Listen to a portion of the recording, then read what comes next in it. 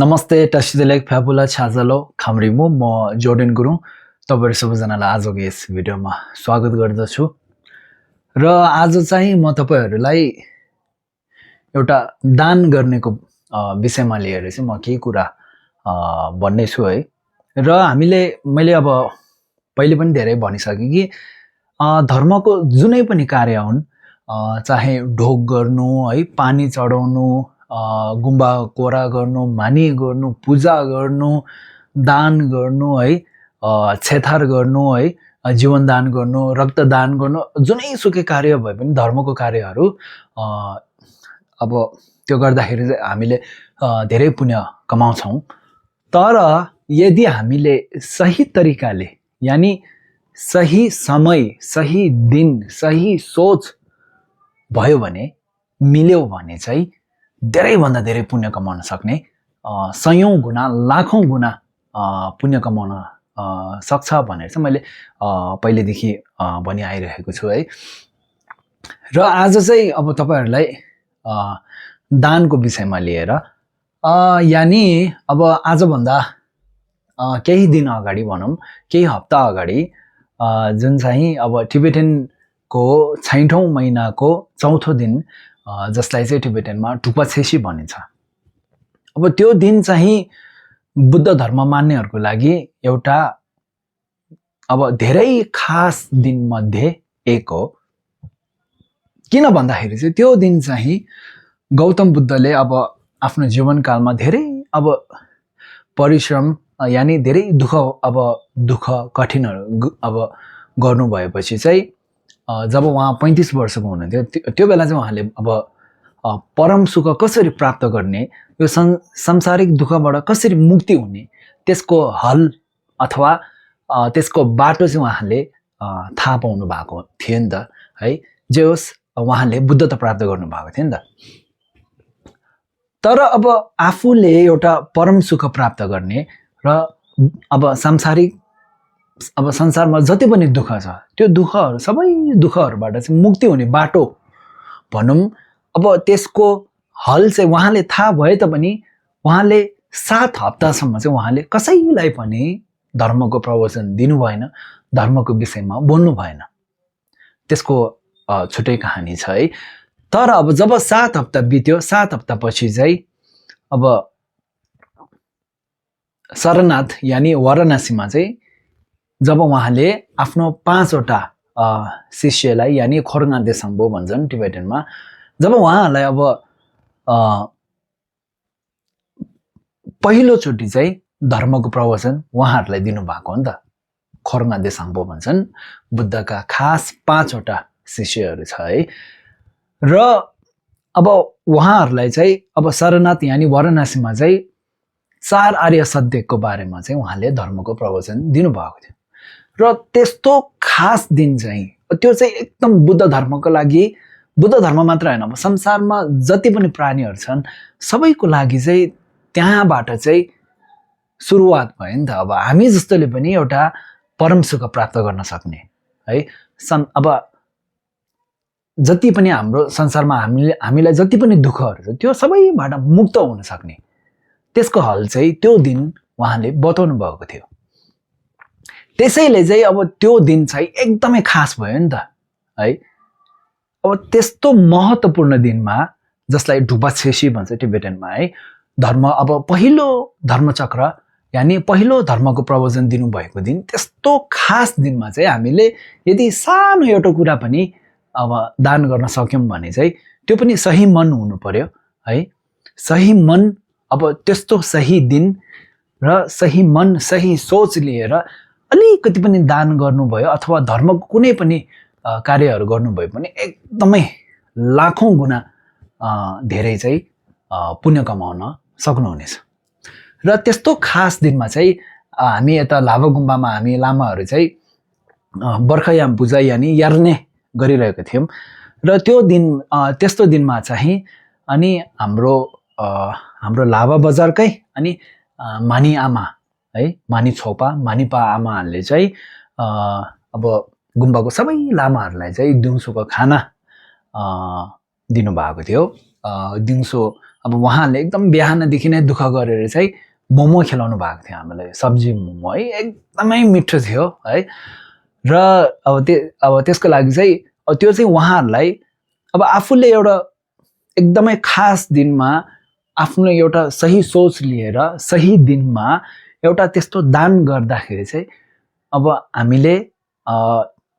अन्तमा चाहिँ प्रार्थना गर्नु अथवा त्यसमाथि खुसी हुनु चाहिँ एकदमै ठुलो कुरा हो। हामीले धर्मको कार्य जुनै काम गरे पनि अन्तमा गएर हामीलाई पछुतो लाग्यो अथवा पश्चाताप भयो अथवा रिग्रेट भयो भने जति नै हामीले धर्मको पुण्य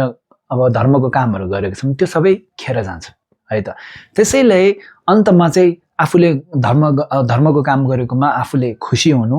है, इङ्ग्लिसमा एप्रिसिएट गर्नु एकदमै जरुरी छ है त।